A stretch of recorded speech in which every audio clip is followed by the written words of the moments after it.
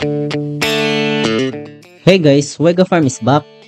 Grabe, 2 weeks mahigit akong hindi nakapag-upload. Well, ang reason is, inayos ko ang dating pigpen. The sad part nga lang, ay di ko na-record. Ito nga pala ngayon ang magiging pigpen ng aming gagawing inahing baboy. At 3-in-1 na ang function ng pigpen na ito.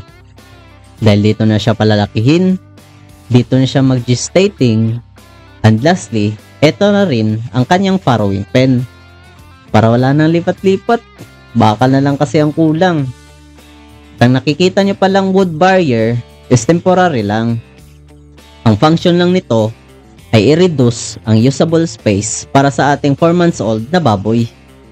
And yes, 4 months old pa lang itong nabili naming baboy. And hindi namin sure kung ano ang lahi nito.